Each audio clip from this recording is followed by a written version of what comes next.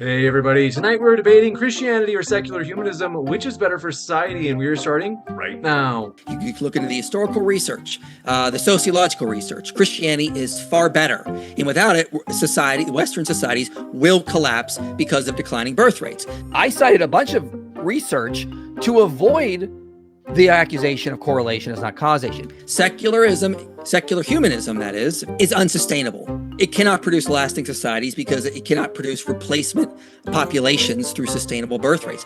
The point was never secular humanism cannot account for the birth rates. It was never, it is impossible. This is part 2 of my response to Mike Jones from his debate with Dan Barker on whether Christianity or secular humanism is better for society. If you missed part 1, there's a link in the description. A few days ago, Mike posted a reaction to my first video. After watching it, I realized I need to clear up some basic issues about research methods before moving on. I plan to cover slavery, abolition, and democracy next. That will be part 3 now. First, I want to address something more foundational. My goal in this series is not to score points for any side of the debate. I want this to be useful. I care about how we form valid arguments and how we use research papers responsibly. Whether Christianity is better for society is not the reason I am not a Christian. My reason is that I don't think the evidence shows Christianity is true.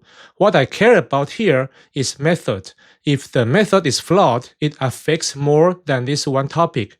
It spills into how we make choices in many parts of life.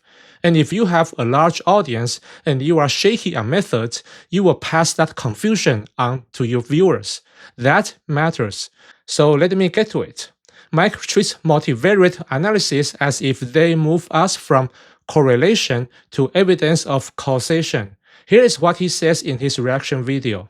This is why when I go into these debates, I tend to cite multivariable analyses and literature reviews, because these studies do that kind of research. They're going to separate things out like age, education level, religion, as well as race and other factors to see if there's still going to be a link between like religiosity and the variable at play, like depression or volunteering, that kind of stuff. So that's why I cite those multivariable analyses. And here is a comment he made. What I take as evidence, not proof, of a causal link is if one runs a multivariate analysis where all the variables are controlled for and one still finds a positive association. That means it is far more likely there is a causal association in some way. When multiple studies find this, it makes it even more likely, although never proof. So he's treating multivariate models as evidence for causation, and he thinks piling up similar studies gets him past the problem that correlation is not causation. He even says this. I cited a bunch of research to avoid the accusation of correlation is not causation. Both claims miss the basics. Multivariate adjustment can describe patterns, but on its own, it does not identify a cause. Stacking more papers that use the same non-identifying approach does not change that. To make this clear for my audience, I will use Miguel Hernan and James Robbins' book, Causal Inference, What If? It is free online, link in the description. If you are here expecting this to be another video on Christian apologetics, I'm sorry, but I really think getting this right is important, and you can skip ahead if you want. The takeaway is simple. A multivariate analysis still only gives you association, not a verified cause. Citing many such analyses does not upgrade it to causation. Now, let me unpack why. If you know the basics of statistics, you know correlation does not imply causation. I covered this in part 1. You will also see the word association. That is a broader word for a relationship in the data. Such relationship can be linear or non-linear. In Hernan and Robbins' book, the phrase association is not causation is effectively the same as correlation is not causation. The screenshot shows that when fake links opened by conditioning on colliders or other non-causal paths are present, you cannot infer causation from association. In a properly randomized experiment, those non-causal links are shot, so the observed association equals the causal effect. We cannot infer causation from observational studies. We just can't. Repeated correlations observed across many studies can make us more confident the pattern is real, not by accident, but they still do not prove what causes what. Most of the papers Mike cites use observational data, so they report associations and avoid causal language for a reason. So what do we do when experiments are not feasible? Chapter 3 of Hernan and Robin's book gives a simple roadmap. An observational study can act like a randomized experiment only if 3 conditions hold. First, the treatment in your data has to be a clear, specific action that you could, in principle, apply or withhold. It also has to match how the treatment actually appears in the dataset. For example, if you compare a vitamin X pill to a placebo, the treatment is that exact pill at a defined dose, not a vague idea like healthy living. If some people take 1 pill and others take 2, those are the interventions you are comparing. This matters because you cannot claim something caused an outcome if you cannot say exactly what that something is.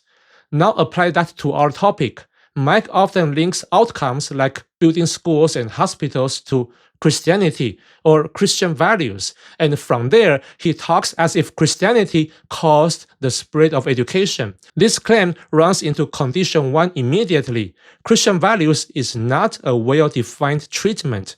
Which values are we talking about? Charity, piety, humility, obedience, or some mix? What one Christian lists as core may not match what missionaries on the ground believed or practiced in different times and places. Historical records also show many Christian settlers who did not engage in charitable work among indigenous peoples, and some appealed to church teachings or legal doctrines to justify domination.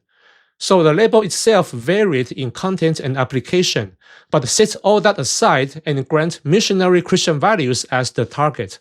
It still is not an intervention. An intervention is something you can give or withhold in a clear, standardized way. You cannot administer a uniform bundle of beliefs and motives to a person the way you can administer a pill or a program. We also have a measurement problem. There is no reliable, consistent metric for how much missionary Christian values each person had, independent of the outcomes we are trying to explain. If one missionary built a school and another did not, we cannot infer from the outcome who had the larger dose. Without a precise, observable treatment and a way to measure exposure apart from the outcome, condition 1 is not satisfied. Let's go to condition 2. This is where multivariate models show up. Condition 2 says that after we control for the measured covariates, there are no hidden differences left that drive both the treatment and the outcome. Controlling for a variable just means holding it constant in the analysis so it cannot explain the pattern by itself. We can hold constant age, sex, income, region, and more. Multivariate analysis helps with that part. The catch is that condition 2 assumes we already know and have measured the right covariates. In real observational data, we are usually guessing. We only adjust for what we can observe and think to include.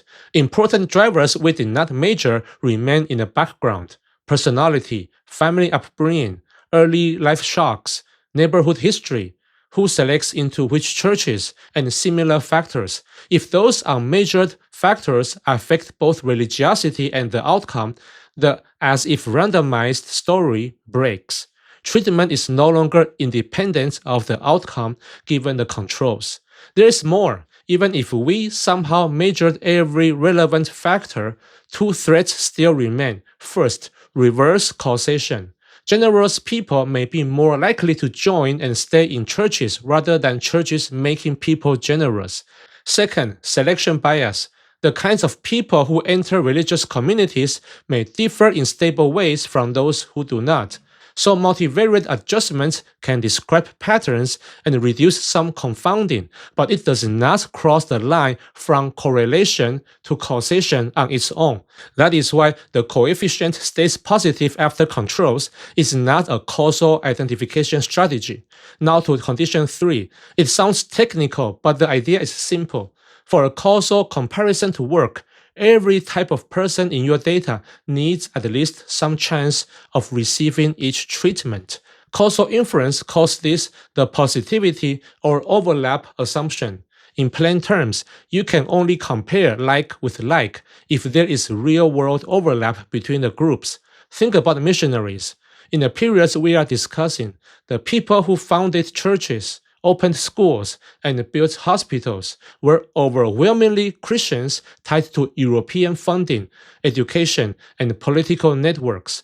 There is not a well-matched set of otherwise similar non-Christians with the same resources and access who simply lacked Christian belief. The other side of the comparison is missing.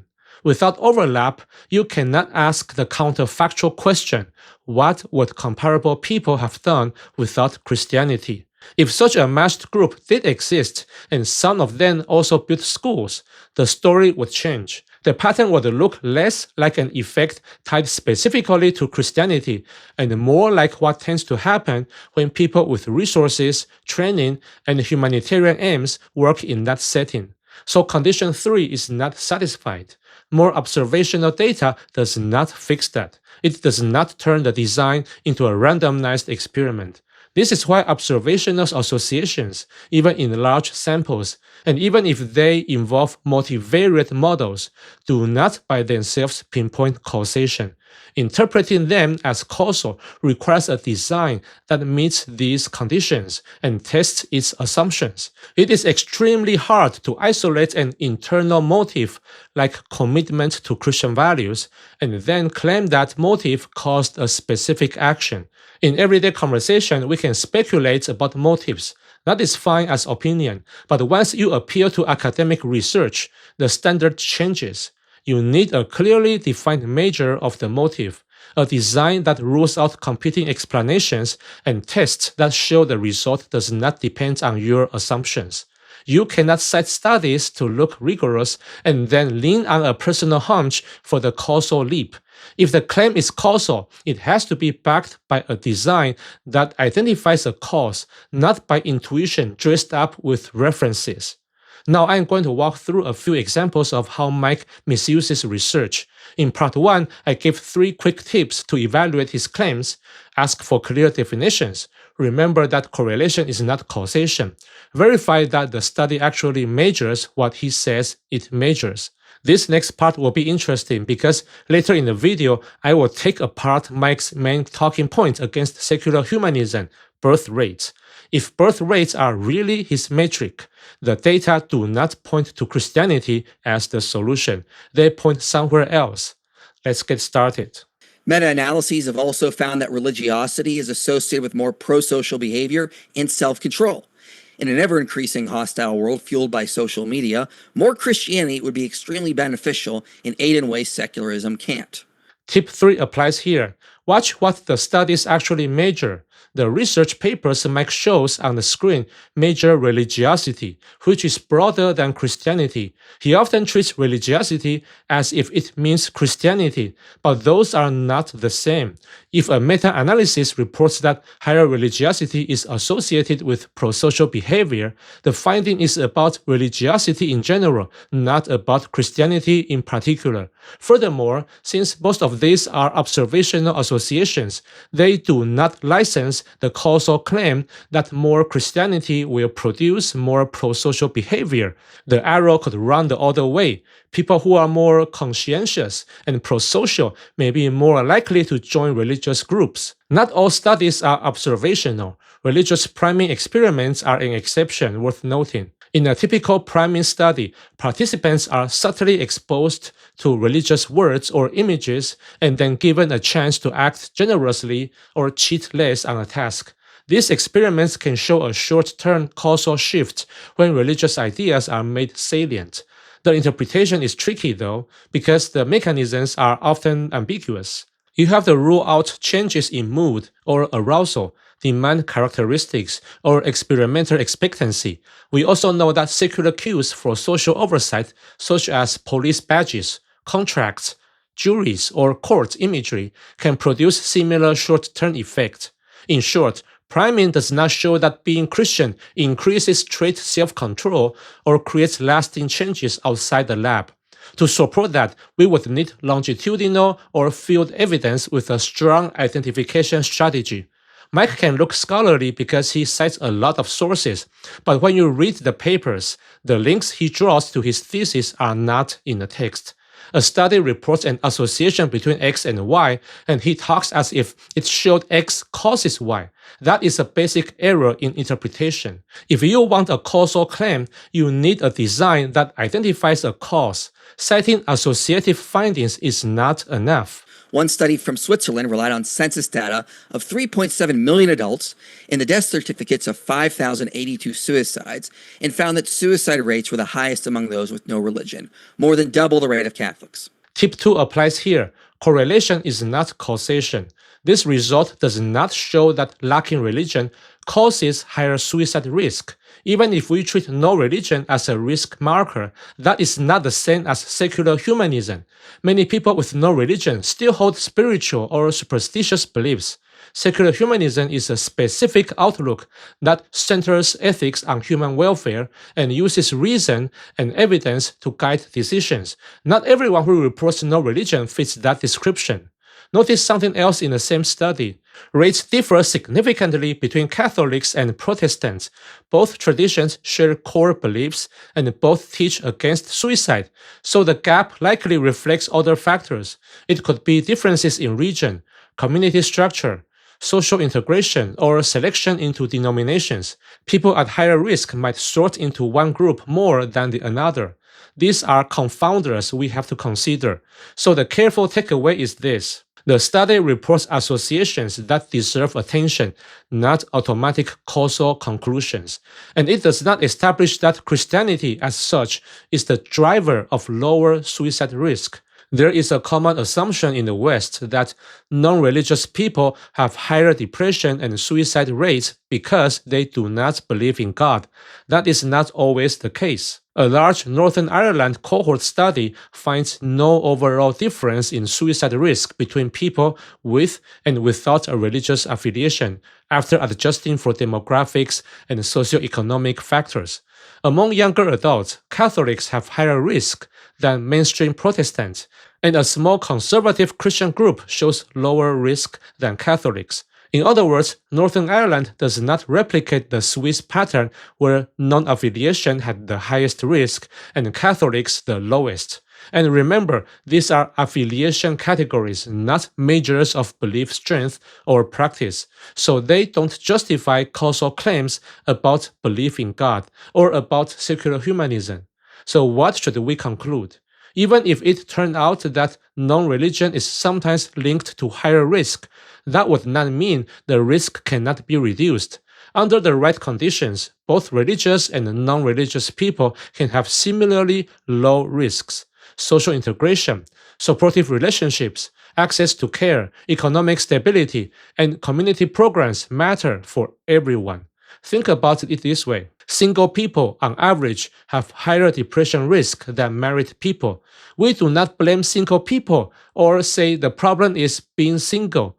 We build supports that protect well-being, and marriage is not an automatic shield.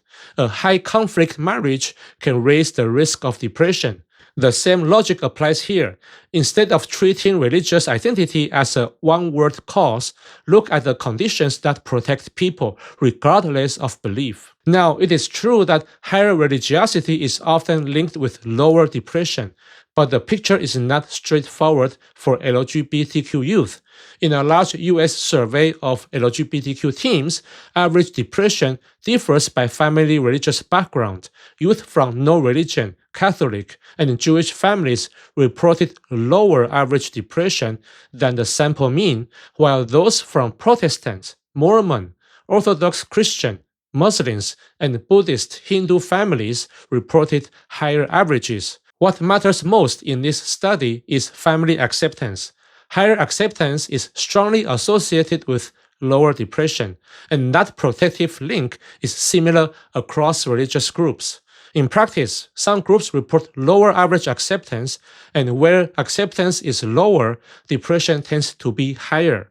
For an LGBTQ teen in a family that scores low on acceptance, the risk is higher. If that same family is accepting, the risk drops. The authors do not claim that religion causes depression. Their analysis points to acceptance as the key factor. Whatever the family's religion, when families accept their LGBTQ kids, depression is lower. Even in traditions that, on average, report lower acceptance, families that choose to be supportive can still provide the same protection. Now, this study is correlational. On its own, it does not prove that acceptance causes lower depression, but the broader record, including longitudinal studies and family-based interventions, points in the same direction. When family acceptance increases, mental health outcomes improve. So if we agree that greater acceptance is linked to lower depression, then the practical next step is obvious. If Mike Jones and other Christians truly care about teen mental health and suicide, they should adopt an affirming stance. The evidence shows that family acceptance protects LGBTQ youth. If any Christian chooses to keep calling homosexuality a sin because their doctrine says so, that only exposes their priority. I can only hope they are honest about it, that they are choosing dogma over what helps vulnerable kids. And even if religiosity or certain Christian teachings sometimes correlate with lower suicide risks, that is only one outcome. I have no problem acknowledging positive correlations where they exist. If something benefits society, that matters, but it is not all positive. Later in this video, I will show data linking higher religiosity with higher levels of racial prejudice, and I will address how Mike tries to explain that away. For now, let's examine the next paper he cites. Suicide rates have dramatically increased over the past 20 years in the US, and given the research tying religiosity to lower suicide rates, it should come as no surprise that this increase has occurred as religiosity has been decreasing. And unfortunately, people like my opponent have indirectly contributed to this since they've been on a crusade to eradicate Christianity from our modern public world. That is an unfair shot at secular humanists, and it is not supported by analysis. Correlation does not imply causation. A national time trend is not a causal design. Many things changed over the last 20 years. Access to firearms and lethal drugs, economic shocks, social media, healthcare access, and reporting practices all moved too. You cannot pick one movie line, point to another movie line, and assign blame. This also commits the ecological fallacy. Mike takes a national or a regional pattern and treats it like evidence about individual people. He assumes that the rise in suicide must be driven by a growing non-religious population and that their suicides are due to lack of belief. Group trends cannot tell you which individuals are at risk or why. If you want a causal claim, you need a design that rules out the competing explanations. Just because religiosity is declining in your country does not mean it caused any or every social problem that has gotten worse. Now, finally, I want to look at the most damning issue for secularism.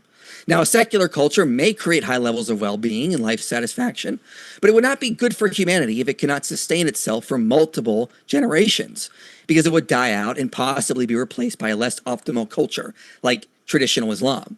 So any given culture must be able to sustain itself as part of the case as to why it's good for humanity.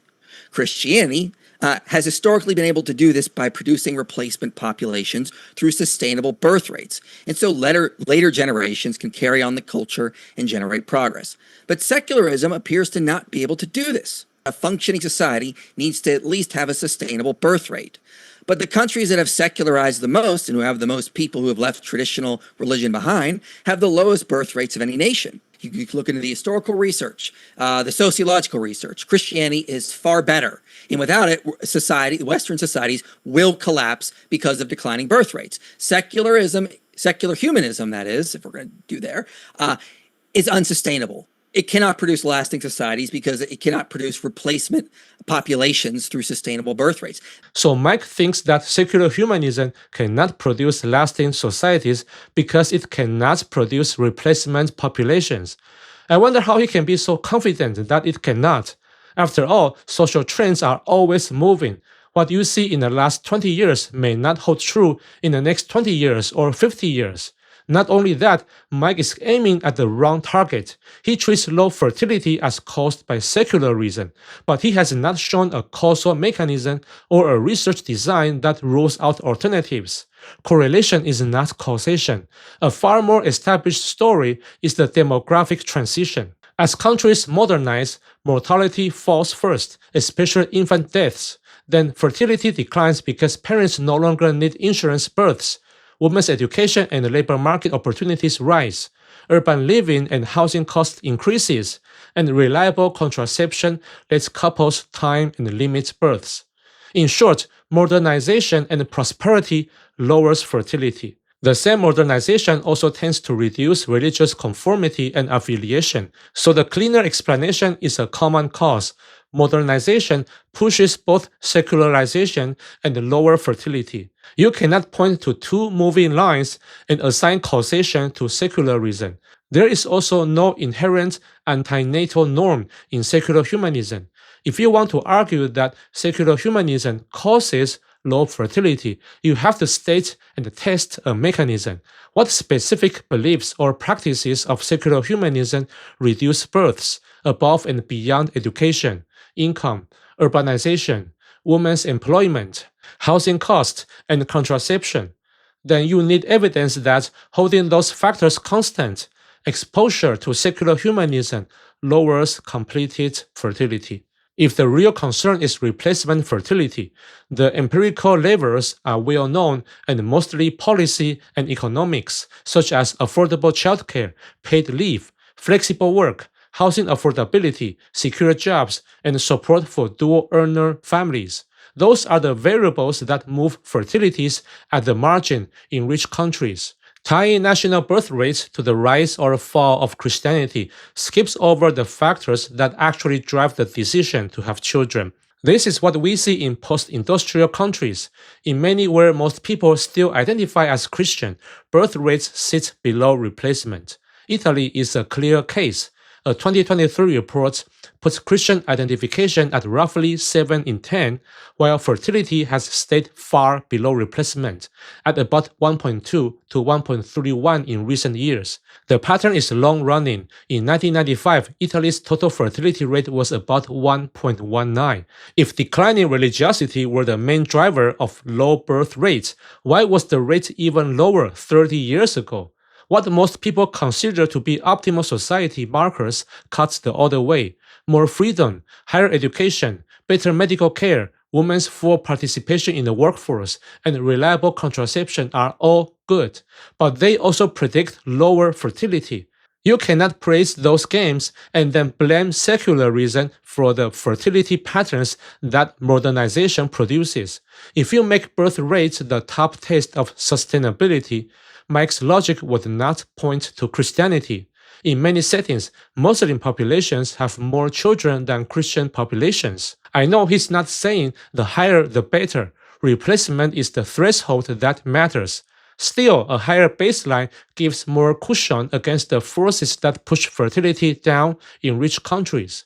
In a moment, I will show European cases where a large Christian share does not keep fertility at replacement. If the goal is simply to maximize the odds of reaching replacement in modern conditions, Christianity does not obviously win on that metric.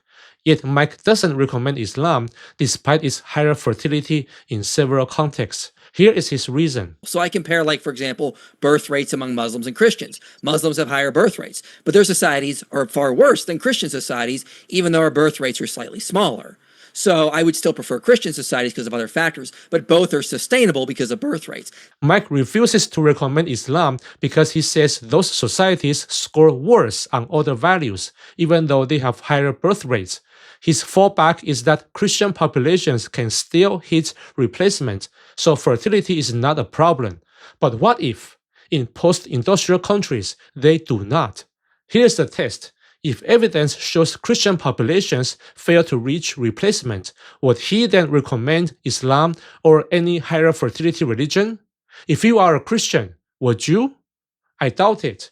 Mike keeps saying Christian societies can sustain themselves, yet he never shows that higher birth rates are produced by Christian belief rather than by other forces. Fertility may have little to do with Christianity, just as low fertility is not uniquely caused by secular humanism. Modern freedom, higher education, urban living, medical advances, and reliable contraception explain a lot. He does not demonstrate that Christian values raise fertility. He sees a correlation and treats it as a cause. In a moment, I will also show how the Bible can also be read as discouraging childbearing, which cuts against the claim that Christian values naturally raise birth rates. I know I said it was a test, a thought experiment above, but we actually have some evidence that Christians are also not making enough babies in Western Europe. Mike could say that it is church-going Christians who are influenced by Christian values and thus have higher birth rates. The cultural Christians don't count because they tend to have fewer babies. Fine, let's narrow down the scope to church-attending Christians. Now I am going to present to you some data using church attendance. Pew reports church attendance across Western Europe. Italy tops the list in 2017, with about 43% attending weekly or monthly. World Bank data for the same period gives total fertility rates. When you plot attendance against fertility for those countries, the points tilt downwards. Higher regular attendance is associated with lower fertility. Italy sits far right on attendance and still near the bottom on fertility. Now, I am not saying that church attendance causes lower birth rate. I am saying that even if church attendance helps boost birth rate, it is not obvious. Yes, this is a simple two-variable comparison, so it does not establish cause. It does show that having a large Christian share and frequent church-going is not sufficient to keep fertility at replacement in modern Europe. Take France and Spain. Both report about 22 to 23% attending church regularly, yet their fertility rates diverge sharply, about 1.84 in France versus 1.26 in Spain. It is tempting to credit immigration, but the shares are similar. Roughly 19% of births in France and 20.6% in Spain are to foreign-born mothers. One study concludes, French fertility rates top the rankings in Europe not so much for reasons of immigration, but rather because fertility among native-born women is high. It is this phenomenon that needs to be accounted for.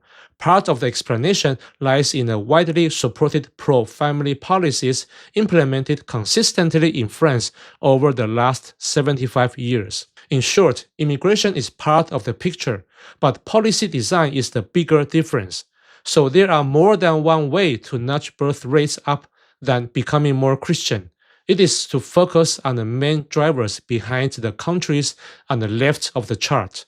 Think immigration, family benefits, affordable childcare, housing, and tax policy. One more point. You will rarely see serious fertility researchers recommend increased religious belief or promote Christianity as a policy lever. Why? Because most studies support associations between religiosity and fertility.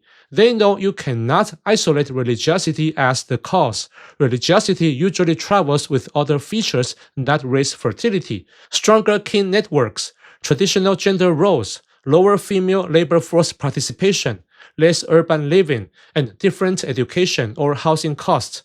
If those are the real drivers, telling people to adopt a creed will not reproduce the effect. Christian also covers very different subcultures. Evangelicals in the US, Catholics in Italy, and Lutherans in Sweden do not show the same fertility patterns. Good papers acknowledge that heterogeneity, which is why blanket recommendations are inappropriate. There is also endogeneity. Even if religiosity and fertility move together, the arrow may point both ways. People who already want children may be more likely to join religious communities that support family formation. I know people who were non-religious, started attending church to find a partner and a family-oriented community, and only later get baptized. In that case, the desire for children came first. If so, trying to raise fertility by urging people to believe the Bible is inspired or that Jesus is divine will not move the numbers much. Let's move on. Eric Kaufmann notes that it is the conservatives and fundamentalists who are producing the most children because of religious tenets about being fruitful and multiplying. So he predicts in a few generations the religious will once again take over and the secularists will be in the minority. Notice what that actually means. Kaufmann is not crediting religion in general. He singles out conservatives and fundamentalists.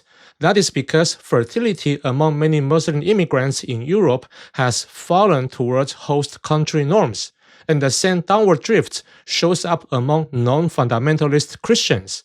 The groups that still have large families are the most conservative subcultures across religions.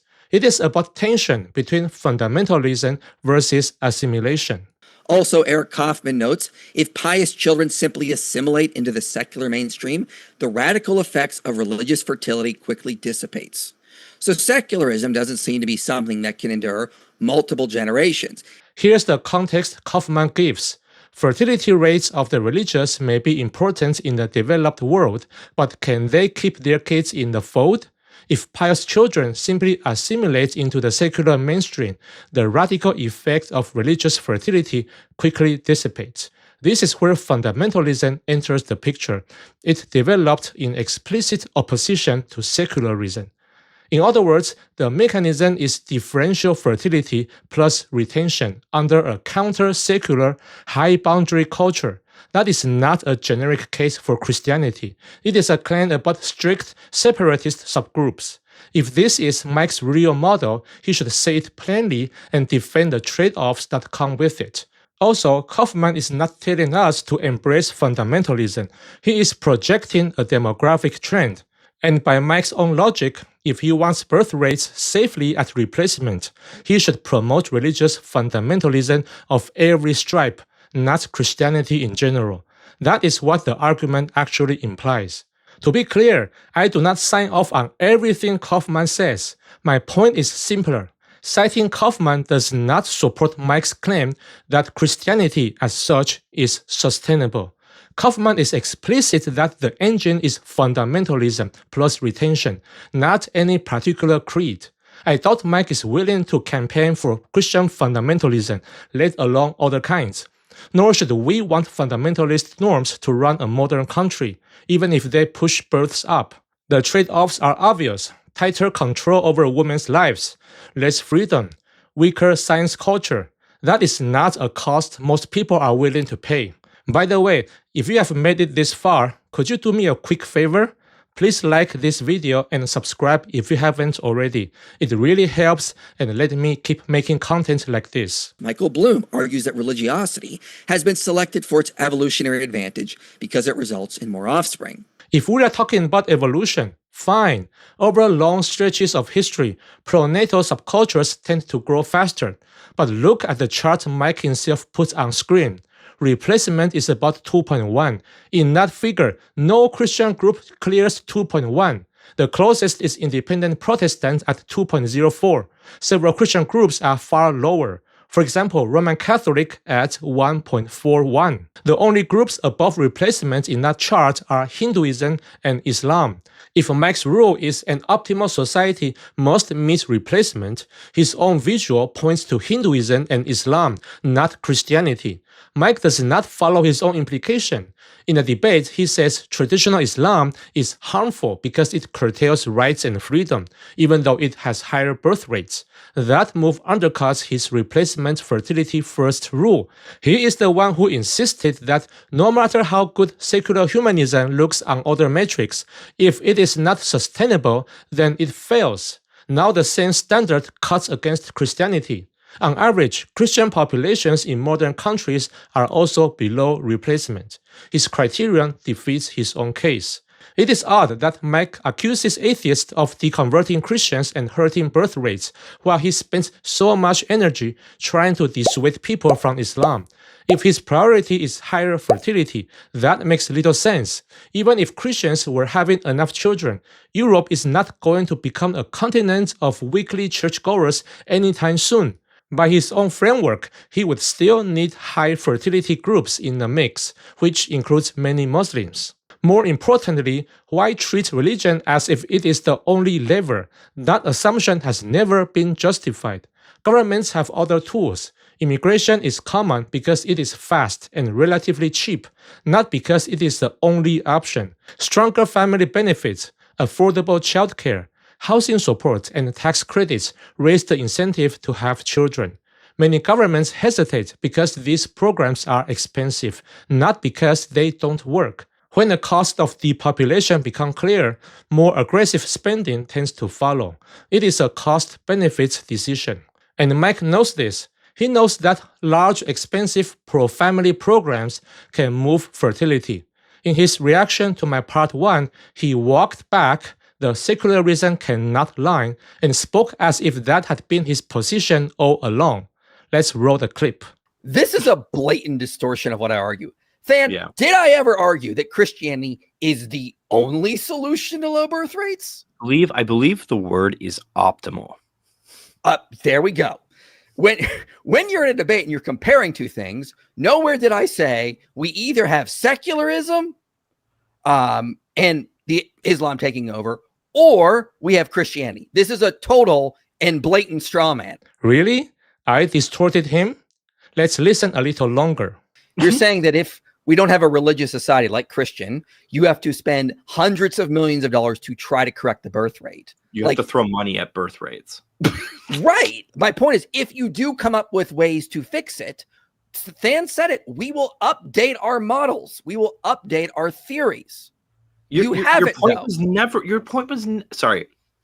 I know. The point was never secular humanism cannot account for the birth rates. It was never, it is impossible. Oh, so now the line is secular humanism could reach replacement with pro-family policies. Did Mike say that in the debate with Dan? Did he say, sure, a secular society could still reach replacement if it spends a lot of money? No, he did not. In the same reaction video, he repeats the debate claim. I'm just saying, but in a comparison that between secularism and Christianity can produce sustainable birth rates, secularism cannot. English is not my first language, as Mike noted, but he did say secularism cannot, right? To be sure, roll it again. The point was never secular humanism cannot account for the birth rates. It was never, it is impossible. I don't know about you, but I'm confused. On the one hand, Mike said secular humanism cannot. On the other hand, Mike and Than are now saying the point was never that it cannot. So which is it? Now review his debate line with Dan Barker. You can look into the historical research, the sociological research. Christianity is far better. And without it, Western societies will collapse because of declining birth rates. Secular humanism, that is, if we're going to do there, is unsustainable. It cannot produce lasting societies because it cannot produce replacement populations through sustainable birth rates. That is not a hedge. That is an absolute claim. No caveats, no with the right policies, no, it depends. Just secularism cannot. Maybe he misspoke. I tried to give him the benefit of the doubt, so I checked his other videos, but I keep hearing the same absolute claim. Here is Mike's post-debate review. Christianity is clearly better. I could just sit there and just say birth rates and win the debate, because you can't have a society if you don't have sustainable birth rates. So secularism fails. I don't care if it's like better in every other metric. If it's going to die in like 3 generations, it's not good for humanity. Like, end of story, case closed. You can't win this debate. If Mike believes secular societies can potentially reach replacement with strong policies, why does he think he can just say birth rates and the debate is over? Let's listen to what he said when he debated Theo Zuckerman. Secularism has very big issues with birth rates. You can't be good for humanity if you cannot last for more than a few generations. If you cannot last for more than a few generations, but that's a big if, right? That line only works if secular societies will not act on policy.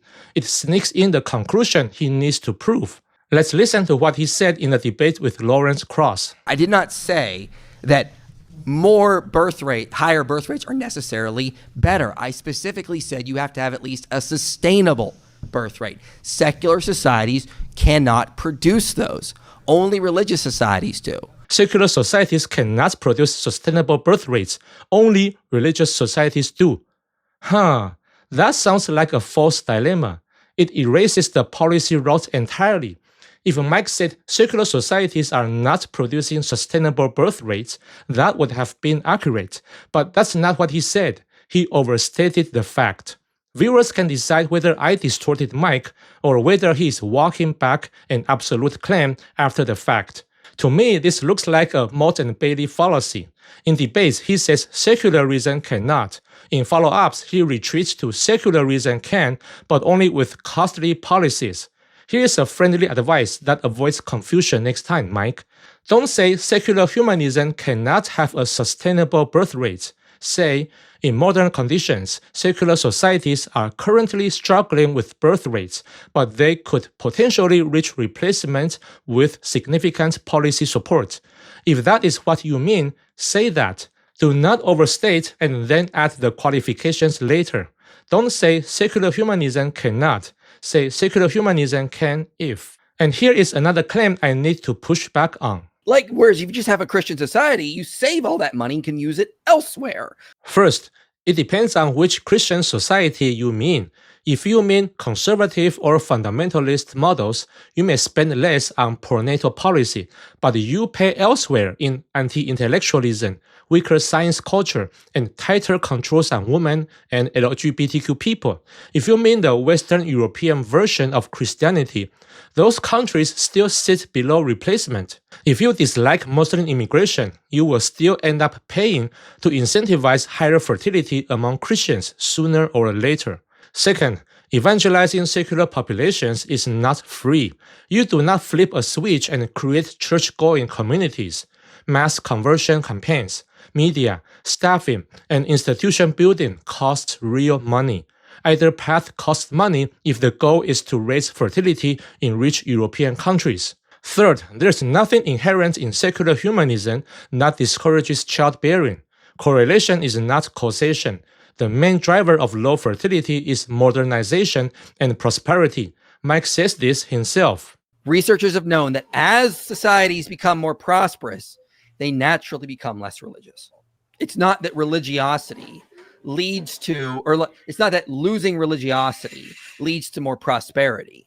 There's not been any sort of positive association found there. Instead, it's as nations become more prosperous, more people in those societies tend to think they don't need religion as well. Exactly. This is one of the places where I agree with Mike. I just take one step further. Prosperity not only weakens religious attachment, it also lowers fertility. That is why Mike is barking up the wrong tree. The drop in birth rates tracks the rise of prosperity, not the rise of secular humanism. We understand the mechanisms by which prosperity reduces fertility.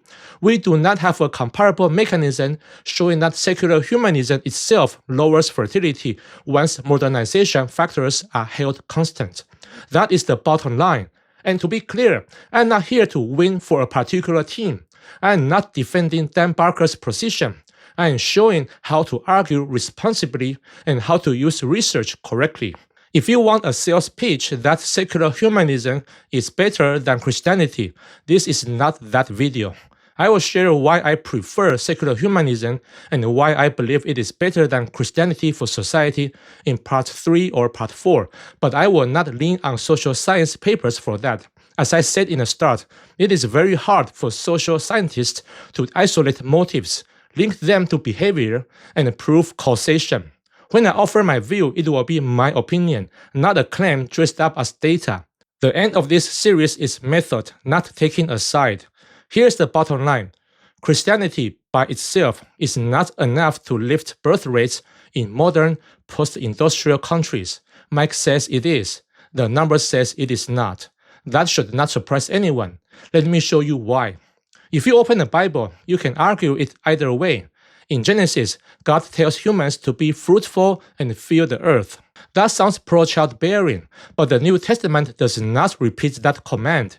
In 1 Timothy 5:14, the advice for young widows to marry and have children is framed as a practical safeguard against idleness and gossip, not as a creation mandate.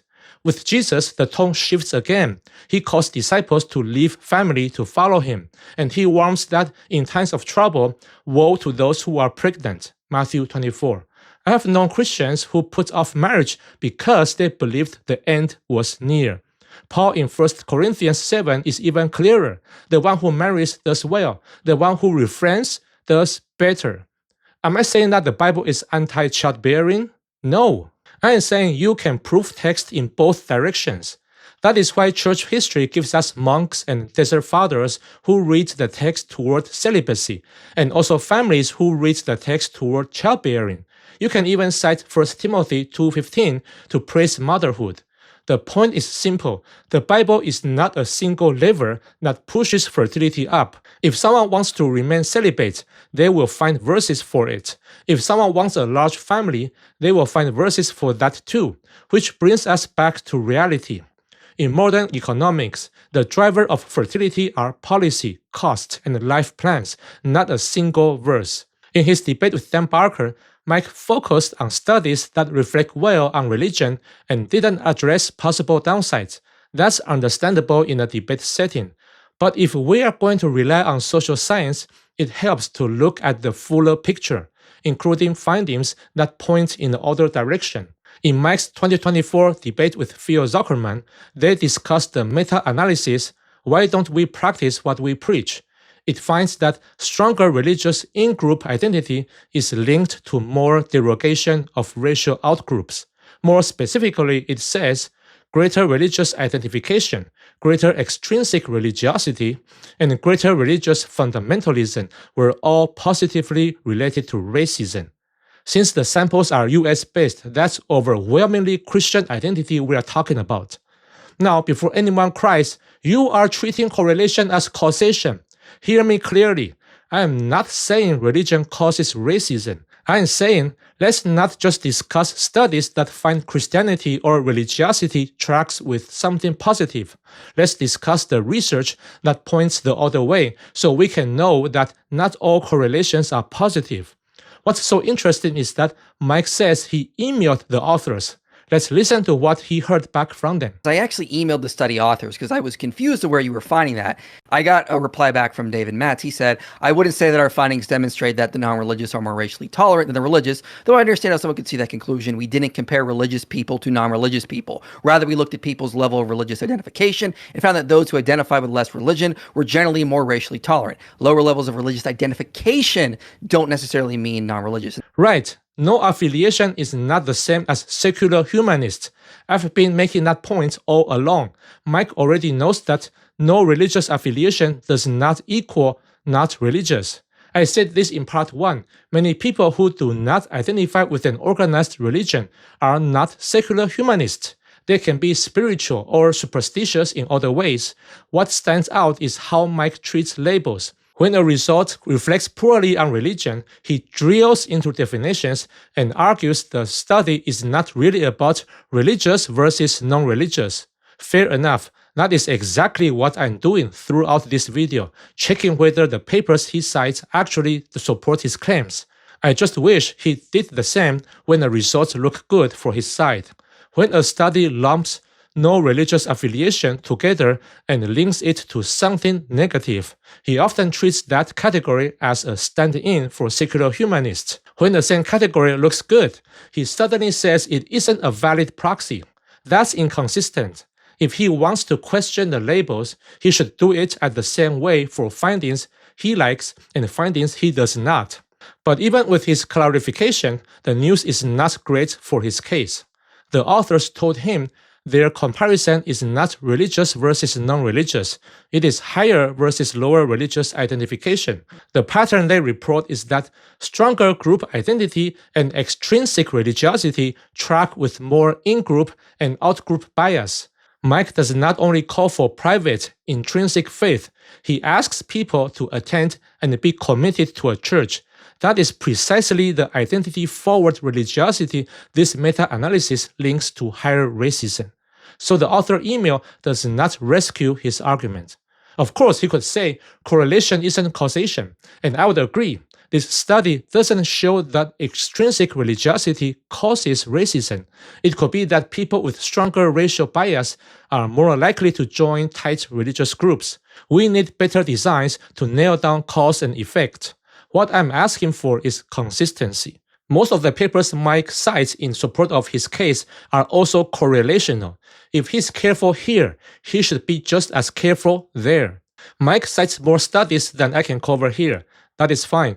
Just keep two questions in mind as you evaluate them yourself. Is this correlation or causation? And is this about Christianity or religiosity in general? One last point. Saying Christianity has practical benefits does not answer whether it is true. Even if belief in Christianity helped society, that would not justify recommending it to everyone or scolding outspoken atheists for trying to deconvert Christians. Imagine research showed that believing in Santa Claus is linked to higher well-being, generosity, birth rates, education, income, and life expectancy.